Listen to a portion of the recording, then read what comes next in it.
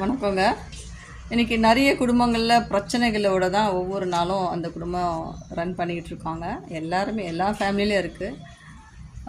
உங்கள் குழந்தை வந்து ஒரு பிரச்சனையை சொல்கிறா அப்படின்னாலும் சரி, உங்கள் மனைவி, உங்கள் அம்மா, அப்பா, அண்ணன், தம்பி, அக்கா, தங்கச்சி, பெரியம்மா, பெரியப்பா, சித்தப்பா, தாய் மாமா, மச்சான், மாமா, மாமியார், யாராக இருந்தாலும் உங்கள்கிட்ட ஒரு கம்ப்ளைண்ட்ஸுக்கு வந்து சொன்னாங்கன்னா, கடவுள் எதுக்கு 2 காது வச்சுருக்காருன்னா 2 சைடு உள்ள விஷயத்த கேளுங்க. உங்கள் சொந்த பந்தங்கள்னு சொல்லிவிட்டு அப்படி இந்த ஒரு காதில் மட்டும் கேட்டுட்டு நீங்கள் என்ன பண்ணக்கூடாது, டிசிஷன் எடுக்கக்கூடாது.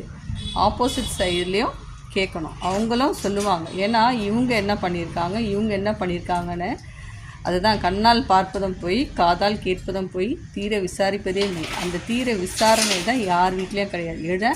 ஒரு சைடே சொந்த பந்தங்கள் மட்டும் கேட்டுட்டு நம்ம ஜட்ஜ் பண்ணுறோம். That's not the right way. அதனால் 2 சைடும் கேளுங்க. கரெக்டான முடிவு எடுத்திங்கன்னா குடும்பங்களில் பிரச்சனை வராது. God bless you.